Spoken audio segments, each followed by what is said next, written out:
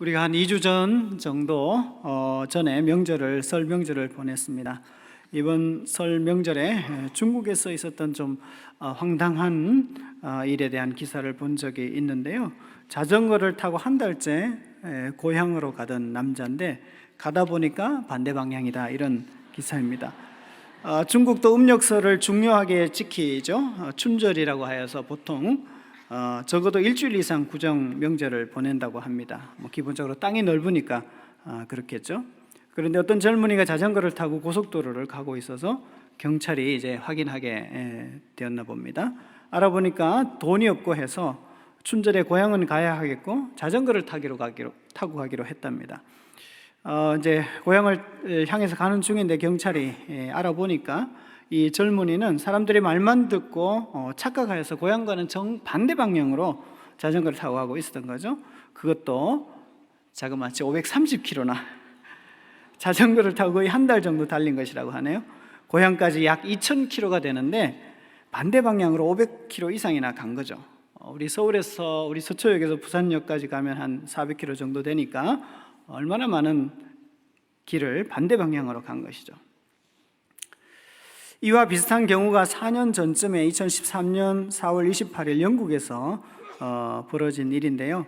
영국 마라톤 5,000명 실격이라는 제목의 기사입니다.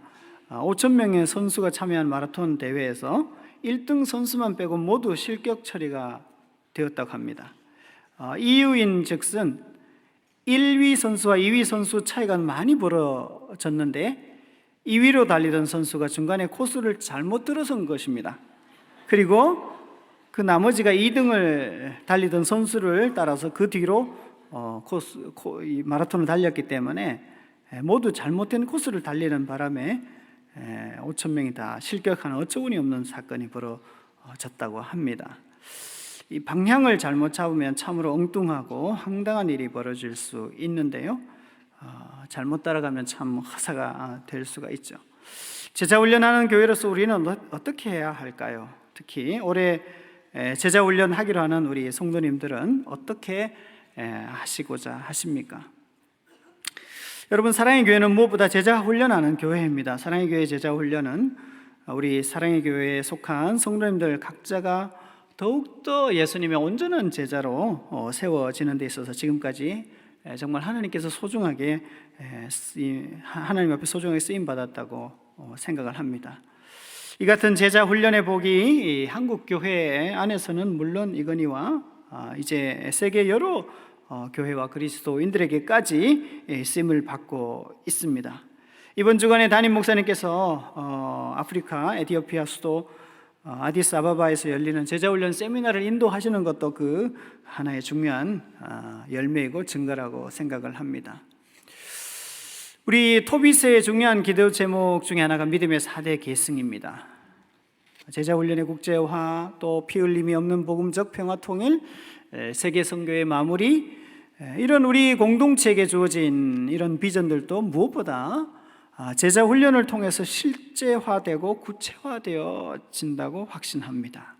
제자 훈련이 실제로 이 모든 우리의 비전을 구체화하는 데 밑거름이 되는 것이지요. 이 제자 훈련은 물론 근본적으로 우리 교회가 창안해낸 것이 아니라 성경이 말씀하고 있는 사역입니다.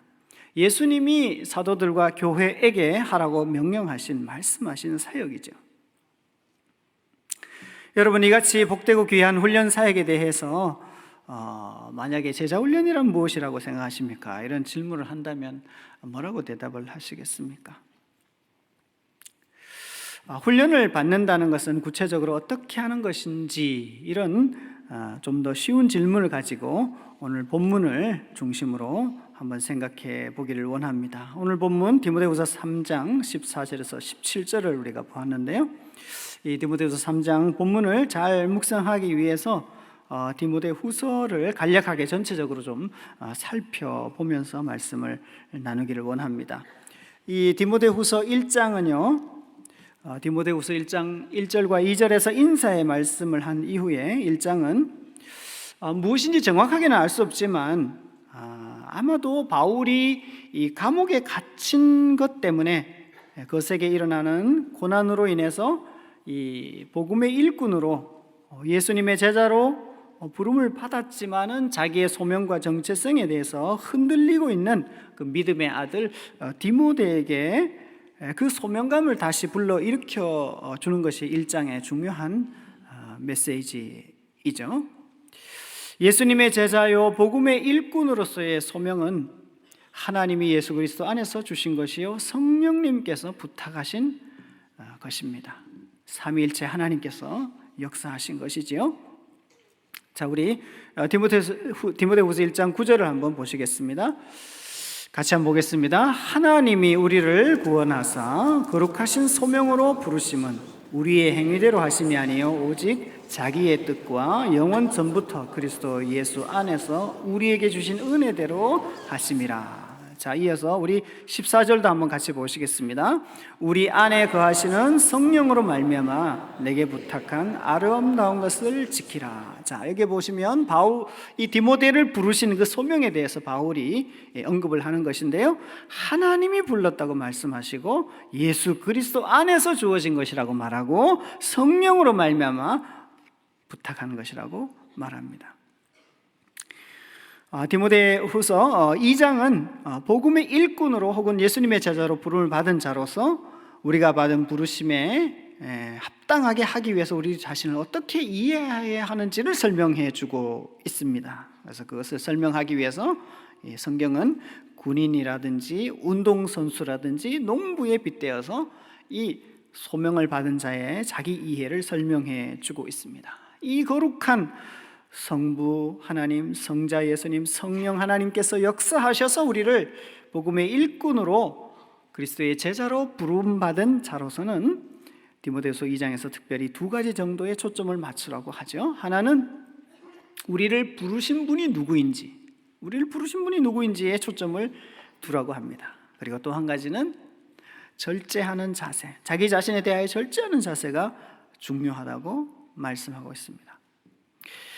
비록 고난이 있을지라도 예수님의 제자여 복음의 일꾼으로서 소명의 길을 갈 수 있는 것은 우리를 부르신 그분이 좋은 분이시기 때문이다. 좋은 정도가 아니죠. 유일하게 영원히 좋은 분이십니다. 진리이신 분이시기 때문에 우리는 그분에게 집중하고 따라갈 수 있고 그렇게 해야만 하는 것입니다. 우리가 마음 놓고 따라가도 될 만한 분이 바로 우리를 부르신 그분이십니다. 아니, 마음 놓고 따라가는 정도가 아니라 우리의 마음, 온몸을 다 바쳐서 따라가야 하는 분이 바로 우리를 부르신 그분이십니다. 디모데후서 2장 13절 한번 보실까요? 우리는 미쁨이 없을지라도 주는 항상 미쁘시니 자기를 부인하실 수 없느니라. 미쁘다는 게 무슨 뜻이죠?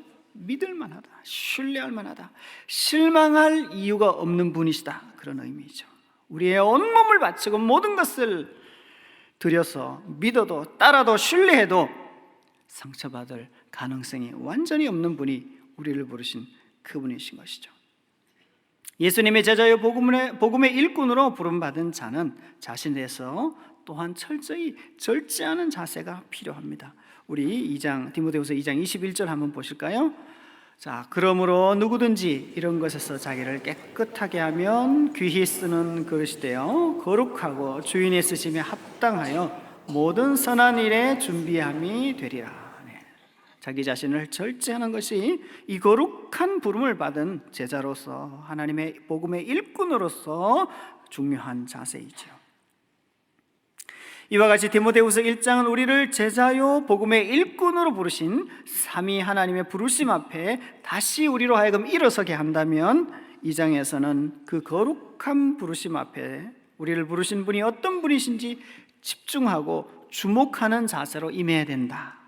그리고 부르심을 받은 우리 스스로는 절제하는 자세로 임해야 한다는 것을 말씀합니다. 자, 이제 디모데후서 3장으로 한번 가죠. 3장은 오늘 본문이 들어있는 부분이니까 좀 더 잘 한번 주목해 보기를 원합니다. 이 디모데후서 3장은 예수님의 제자요 복음의 일꾼으로 부름을 받은 소명자가 그 받은 바 소명을 어떻게 감당해야 하는지를 잘 가르쳐 줍니다. 제자요 일꾼으로서의 사명을 감당하도록 하기 위해 바울은 3장에서 먼저 소명을 감당하게 될 때에 그 사명을 감당하는 우리의 대상에 대해서, 대상의 특징에 대해서 언급을 하고 있습니다. 디모데후서 3장 1절에서 9절까지인데요.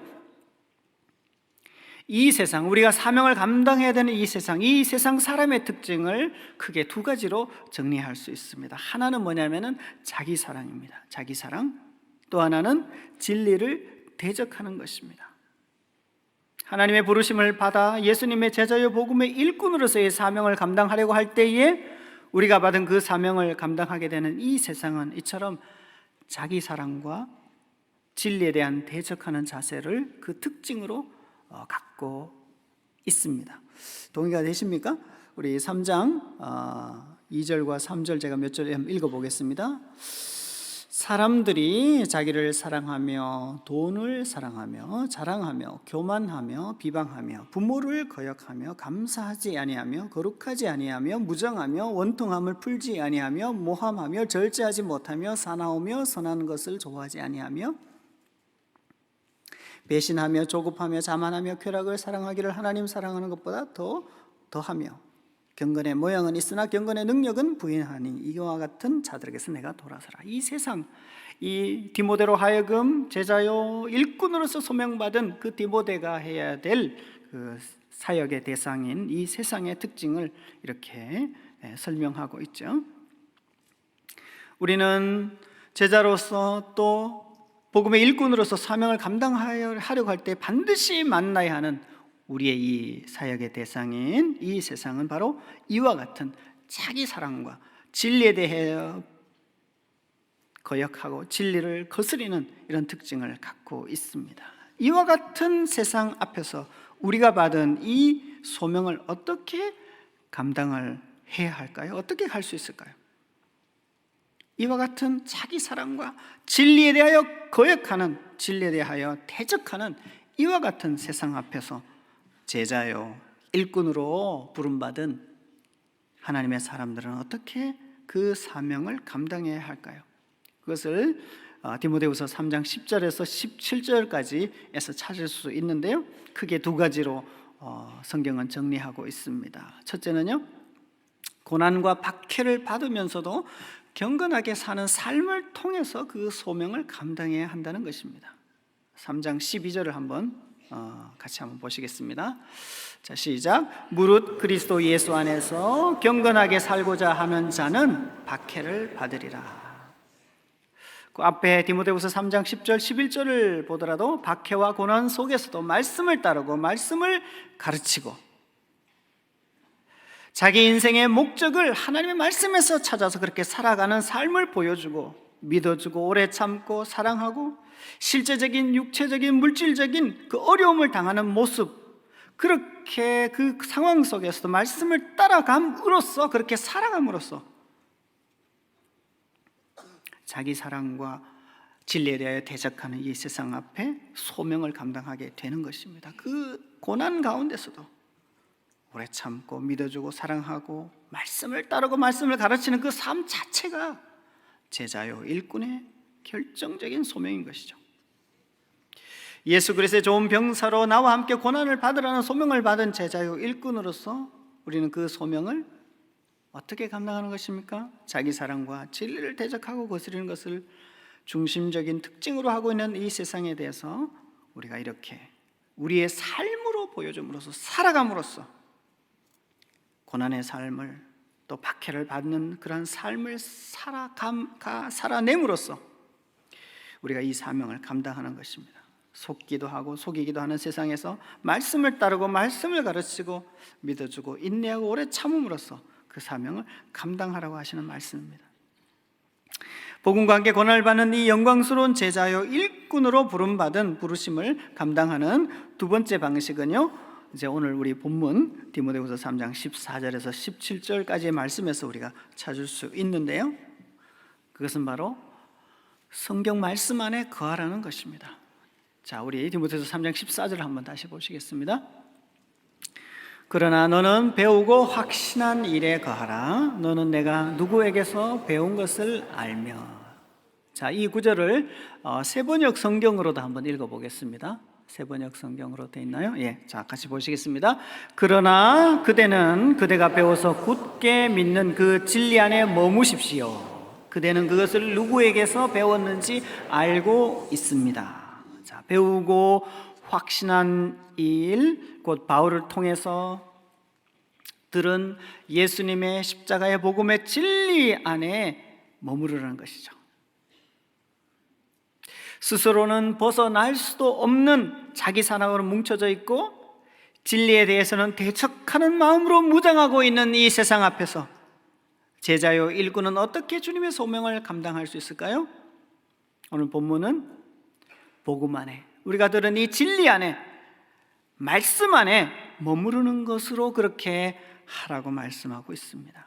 이 머무르라는 말은요, 이번 달 우리가 날샘을 통해서 매일 만나는 요한일서 말씀에서도 아주 중요하게 가르치고 있는 진리입니다. 우리 요한일서의 한 구절을 같이 보시겠습니다. 요한일서 2장 24절인데요 같이 한번 보시겠습니다. 너희는 처음부터 들은 것을 너희 안에 거하게 하라. 처음부터 들은 것이 너희 안에 거하면 너희가 아들과 아버지 안에 거하리라. 자, 들은 것, 처음부터 들은 것 무엇이겠습니까? 요한일서 1장 1절 이하에 보면 복음입니다. 예수 그리스도에 관한 복음, 예수님 말씀, 생명의 복음을 가르치는 것이죠. 지금처럼 우리가 이 성경을 가지고 인쇄된 책을 가지고 복음을 전하고 설명하고 하는 시대였겠습니까? 바울 시대에? 예수님 시대에? 그 당시는 대부분이 이 구전으로 복음이 전해지는 것이죠. 누군가를 통해서 말씀을 들어야만 말씀을 들을 수 있고 배울 수가 있고, 또 그 사람은 또 다른 누구에게 말씀을 전해야 하는 것이죠. 이렇게 들은 것, 처음부터 들은 것이 너희 안에 거하게 하라. 처음부터 들은 것이 너희 안에 거하면 너희가 아들과 아버지 안에 거한다. 재미있는 말씀이죠. 들은 복음이 우리 안에 거하면 우리가 예수님 안에, 아들 안에, 하나님 안에 거하게 된다. 하나님의 말씀이 우리 안에 머물러 있으면 우리가 하나님 안에 거하게 되는 것이라고 말씀하고 있는 것이죠. 자, 중요한 것은 이것입니다. 처음부터 들은 것이 우리 안에 거하게 해야 된다. 이 거하게 한다는 것은요, 머물러 있게 한다는 것입니다. 남아있게 하는 것입니다. 들은 말씀이 우리 속에 남아있도록 하는 것입니다. 들은 말씀이 많더라도 남아있지 않고 날아가 버리면 그 말씀이 어떻게 우리의 생각과 우리의 삶에 조금의 영향이라도 줄 수 있겠습니까? 마태복음 13장에 그 유명한 씨 뿌리는 밭에 관한 예수님의 비유의 말씀이 있죠. 씨 뿌리는 사람이 나가서 씨앗을 뿌렸습니다. 어디에 떨어졌습니까? 길가에 떨어지고 돌밭에 떨어지고 가시떨기 나무에 떨어지고 혹은 좋은 땅에 옥토에 떨어졌다. 이렇게 하시는 예수님의 말씀이죠. 우리가 들은 말씀이 남아있어야 됩니다. 남아있어야 이것이 우리에게 영향을 끼치기 시작하는 것이죠. 디모데후서 3장 14절을 다시 돌아가 보면 너희는 배우고 확신한 일에 거하라. 배우고 확신한 일에, 전해 들은 이 복음 가운데 있으라는 것이죠. 전해 들은 이 복음에 대해서 이어지는 디모데후서 3장 15절부터는 아예 성경이라고 명시를 하고 있습니다. 여러분 잘 아시죠? 디모데후서 3장 15절에서 7절까지 한번 읽어보시겠습니다. 15절, 또 어려서부터 성경을 알았나니 성경은 능히 너로 하여금 그리스도 예수 안에 있는 믿음으로 말미암아 구원에 이르는 지혜가 있게 하느니라. 모든 성경은 하나님의 감동으로 된 것으로 교훈과 책망과 바르게 함과 의로 교육하기 유익하니 이는 하나님의 사람으로 온전하게 하며 모든 선한 일을 해나갈 능력을 갖추게 하려 함이라. 자, 고난을 받으면서도 말씀을 따르는 삶, 말씀과 함께 가는, 전해 들은 복음의 진리가 우리 안에 머물러 있게 하는 것, 말씀을 따라 살아가는 삶과 들은 복음이 우리 안에 머물러 있게 하는 것이 이 예수님의 제자로 복음의 일꾼으로 소명을 받은 우리가 이 세상을 대하여 해야 할 사명인 것이고 그 사명을 수행하는 방식인 것입니다. 바울은 여기서 왜 이 진리의 말씀이 우리 안에 머물러 있게 하고 남아있도록 해야 하는지 그 이유를 말씀하고 있는데요, 15절 말씀에 이렇게 기록하고 있죠. 어려서부터 성경을 알았나니 성경은 능히 너로 하여금 뭐라고 합니까? 그리스도 예수 안에 있는 믿음으로 말미암아 구원에 이르는 지혜가 있게 하는 것이기 때문에 이 들은 바 복음의 말씀이 남아있도록 해야 한다는 것이죠. 왜 말씀은, 성경은 예수님 안에서 구원에 이르는 지혜가 있게 하는 것입니까? 오늘 이어지는 본문에서는요 16절에서 이렇게 말씀합니다. 하나님의 감동으로 되었기 때문이라고 하는 것입니다. 하나님의 감동으로 되었기 때문에, 하나님의 감동이기 때문에. 자, 하나님의 감동으로 되었기 때문에 교훈과 책망과 바르게 함과 의로 교육하게 유익하고 하나님의 사람으로 온전하게 하며 모든 선한 일을 행할 능력을 갖추게 하는 것입니다.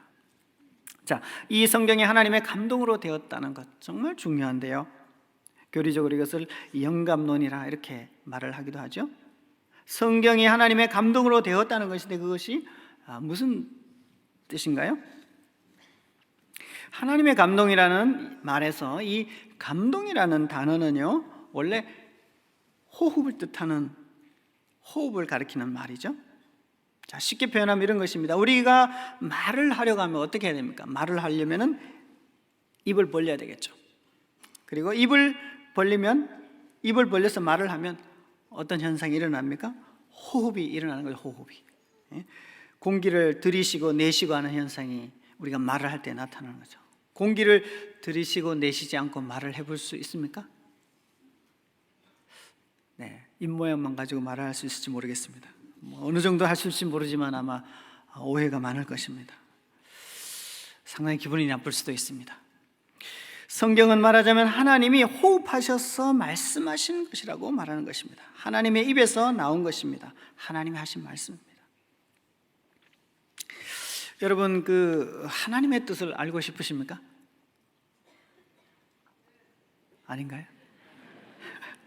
하나님을 믿는 사람이라면 사실 너무도 당연한 질문이 아닐까 싶습니다.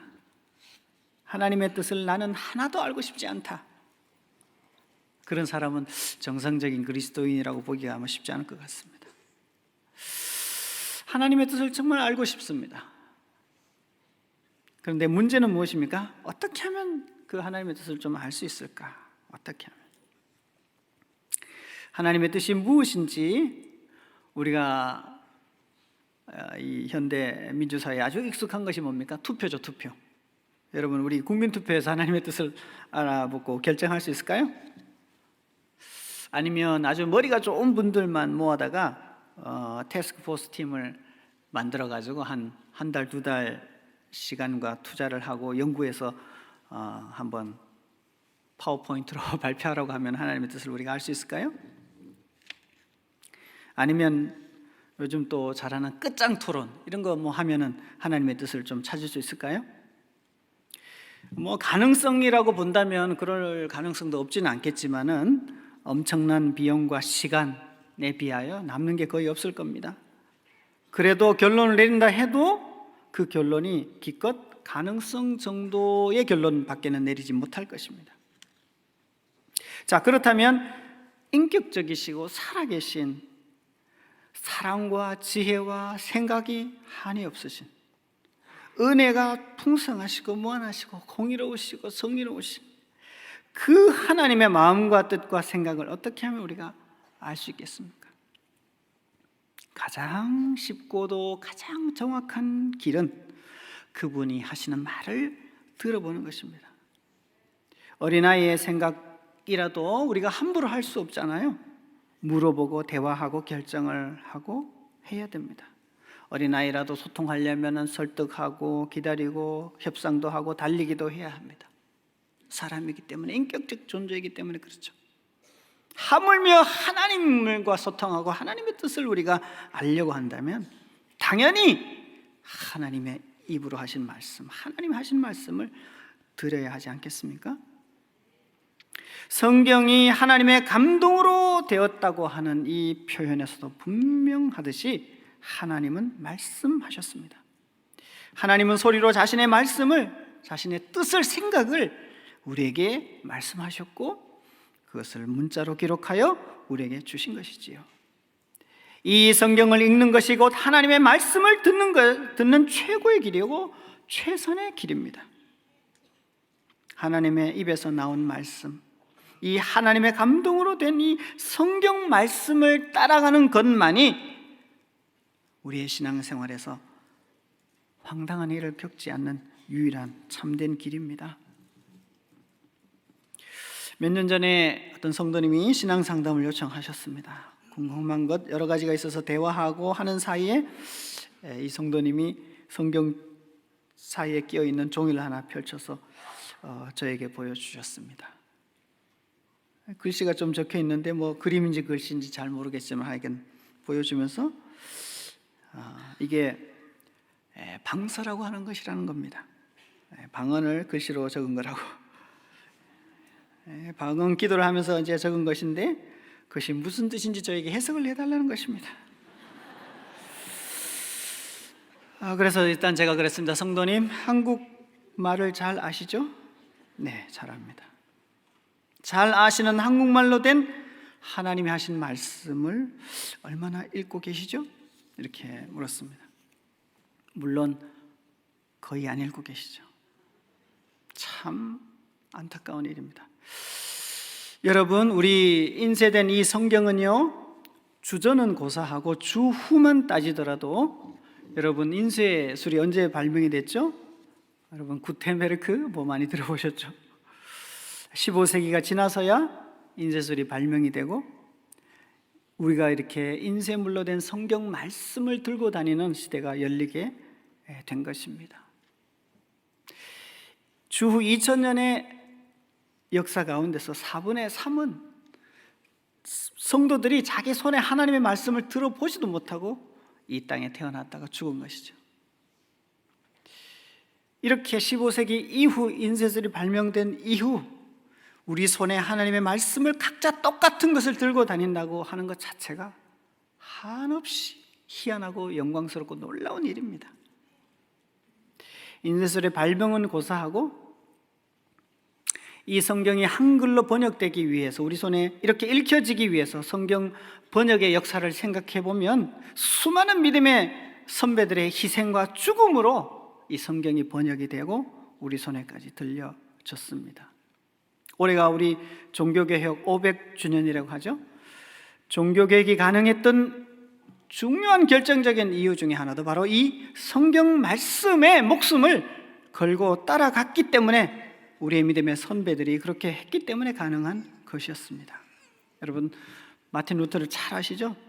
그를 협박하고 신문하기 위해 모인 당시 독일의 황제와 귀족들이 모였던 보름스 회의장에서 루터는 이렇게 말을 했다고 아주 유명하게 남아있죠. 전하와 군주들께서 단도직입적으로 대답하기를 원하시니 저는 투쟁적이거나 악의를 가지지 않고 대답하겠습니다. 저는 제가 인용한 성경에 매여 있으며 저의 양심은 하나님의 말씀에 사로잡혀 있습니다. 성경의 증거나 납득할 만한 분명한 이유가 없다면 양심을 거슬러 행동하는 일은 안전하지도 옳지도 않기 때문에 저는 그 어떤 것도 철회할 수 없고 철회하지도 않을 것입니다. 이렇게 하나님 말씀에 목숨을 걸고 따라간 사람들 때문에 우리 손에 이렇게 하나님 입에서 나온 이 말씀이 하나님이 자기의 생각과 자기의 감정과 자기의 깊은 사상을 우리에게 하신 말씀을 이렇게 문자로 기록하여 우리 손에 들려지게 된 것입니다. 여러분 손에 들려있는 성경이 얼마나 귀중한 것인지 아시겠습니까? 이렇게 하나님의 마음으로부터 나온 하나님의 입에서부터 나온 이 말씀이 우리 안에 남아있도록 해야 합니다. 남아있지 않고 날아가 버리면 문을 나가는 순간 잊어버리는 것처럼 모든 것이 아무런 영향이 하나님 말씀이 아무런 영향이 우리에게 끼칠 수가 없습니다. 남아있되 그냥 삶에 아무런 변화와 영향을 발휘하지 못하고 힘없는 것으로 남아있는 것이 아니라 우리의 삶을 흔들고 우리의 인생을 이끌고 가고 우리의 삶을 변화시키는 힘이 있는 말씀으로 우리 안에 남아있도록 해야 합니다. 그것이 바로 훈련을 통하여서 이루고자 하는 아주 중요한 목표 가운데 하나입니다. 오늘 본문의 디모데후서 3장 15절 너는 배우고 확신한 일에 거하라는 말씀처럼 하나님의 말씀이 우리 속에 남아있도록 하는 일은 결코 그렇게 잘 되거나 쉽게 되는 일이 아닙니다. 우리 육체의 근육이 하루아침에 튼튼해지고 강해지지 않는 것처럼 또 친한 친구의 관계가 어떻게 하루아침에 가능해지지 않는 것처럼 우리의 최고의 인격적인 존재이신 하나님과 그 하나님을 닮아서 인격적 존재로 만들어진 우리가 서로 소통하고 그분과 친해지고 그분의 뜻을 알아듣고 그렇게 그 뜻을 따라서 살아가도록 하는 일에 있어서는 연습이 필요한 것이죠. 시간이 필요합니다. 인격적 존재는 시간을 통해서, 관계를 통해서, 연습을 통해서 혹은 오해하기도 하고 이런 과정들을 통해서 서로 깊이 알아가게 되는 것이죠.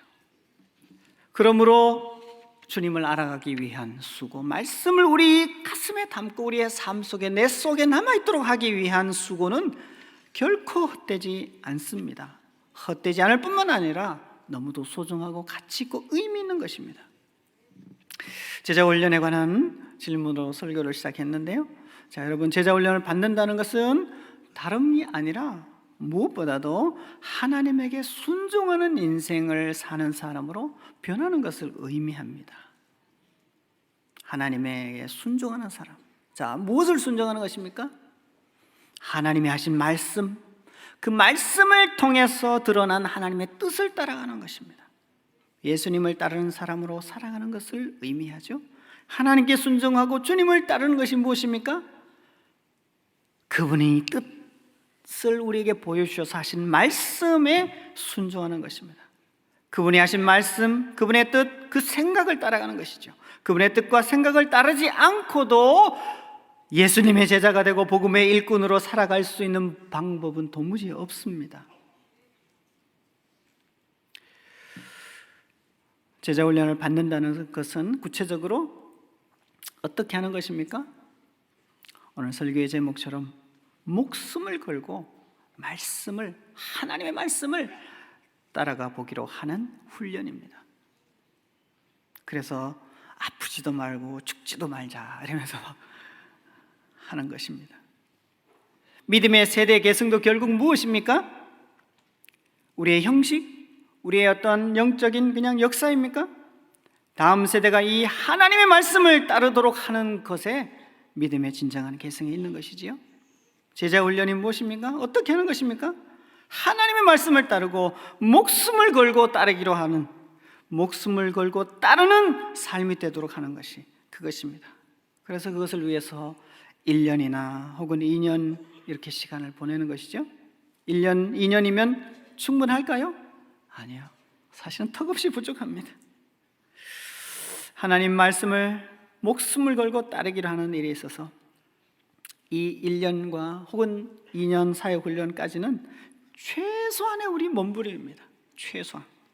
그래서 제자훈련 받는다, 사역훈련 받는다 하는 것을 그렇게 자랑스러워할 거 없습니다. 최소한의 몸부림인데 그걸 가지고 자랑하면 어떻게 하겠습니까? 말씀을 따라가되 오늘 설교의 제목처럼 목숨을 걸고 따라가기로 하는 것이 바로 이 훈련을 받는 것이다 라고 말할 수 있습니다. 하나님을 따라가는 것이 우리에게는 참으로 맞는 길입니다. 그분의 말씀은 틀린 듯 해도 맞고 우리가 잘 이해되지 않는 듯 해도 진리입니다. 우리의 말과 생각은 맞는 듯 해도 종종 나락에 떨어지게 만들고 우리의 계획은 아무리 철저하게 세웠어도 가다가는 완전히 물거품이 되거나 오히려 정반대의 악을 생산하는 경우가 부지기수입니다. 그것이 우리의 인류의 역사입니다. 하나님의 말씀을 따르는 거기에 하나님의 다스리심이 실제화되어집니다. 하나님이 우리를 다스리시는 그곳에 바로 하나님의 통치와 하나님의 나라가 세워지는 것입니다. 제자훈련에서 목숨을 걸고 하나님의 말씀을 따르기로 하는 이유가 바로 여기에 있습니다. 그러므로 이 제자의 길이 비록 고난이 있고 이해할 수 없을 때가 있을지라도 하나님의 말씀을 따라가는 이 길은 영원히 유일하게 영광스러운 길입니다. 유일하게 부작용이 없는 영광스러운 길입니다. 생명의 길인데 그것도 일시적인 생명이 아니라 영원한 생명의 길입니다. 이와 같이 목숨 걸고 말씀을 따라갈 때에 우리 담임 목사님께서 지난 주일에 말씀하신 것처럼 하나님의 꿈으로 무장된 무서운 공동체가 비로소 되는 것입니다. 올해 훈련을 시작하는 모든 훈련생 성도님들 참으로 목숨 걸고 사력을 다해서 말씀을 따라가 보기로 하시기를 간곡히 부탁드리고 싶습니다. 또 훈련을 이미 받으신 모든 성도님들께서는 남은 평생 계속해서 더욱더 목숨 걸고 하나님의 말씀을 따라가기로 하시기를 간절히 권면드리고 싶습니다. 그리고 아직 훈련을 받지 않으신 성도님들께서는 남은 인생 나도 목숨 걸고 말씀을 따라가 보겠다, 그런 결심을 하시고 그것을 비전으로 제자의 길을 따라가기로 생애적 목표를 삼으시면 좋겠습니다. 결심을 하신 훈련생들은 훈련반에서 그렇게 말씀을 목숨 걸고 따라가야 하겠지만, 또 훈련을 받지 않으시는 모든 성도님들은 다락방에서나 또 여러 양육 과정 준비되어 있거든요. 큐티 세미나, 신구약 파노라마, 성경대학, 교리대학 잘 준비되어 있습니다. 이와 같은 말씀의 자리를 악착같이 활용하셔서 목숨 걸고 말씀을 따라가시는 2017년 한 해가 되시기를 간절히 바라겠습니다. 기도하시겠습니다. 하나님 아버지, 하나님께서 우리에게 말씀하여 주셔서 감사합니다. 수많은 말씀을 해주시고 많은 말씀을 해주시고 쉽게 한번 읽기도 힘들 만큼 우리에게 많은 말씀을 해주셨음에도 불구하고 우리에게 하신 이 말씀을 붙잡고 살아가기는 일에 있어서 참으로 부족하고 게으르고 열심을 내지 못하는 우리의 모습들을 돌아보고 회개하는 마음으로 주님, 2017년 한 해 다시 한번 하나님의 말씀에 대하여 목숨 걸고 따라가 보기로 하는 저희 모두가 되도록 붙잡아 주시고 인도하여 주시옵소서. 특별히 제자훈련, 사역훈련으로 이 2017년을 결심하고 시작한 사랑하는 종들을 주님이 붙잡아 주시고 불쌍히 여겨주시고 하나님의 말씀에 대하여 새로운 눈을 열 수 있도록 성령께서 도와주셔서 깨달은 말씀을 붙들고 마음을 다하여 생애적인 결단을 하며 따라가는 귀한 훈련생들이 될 수 있도록 아버지 하나님 축복하여 주시옵소서.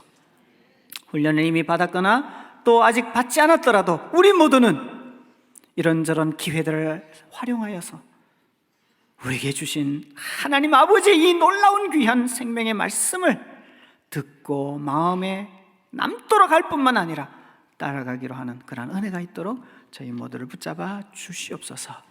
귀하신 예수님 이름으로 기도하옵나이다. 아멘.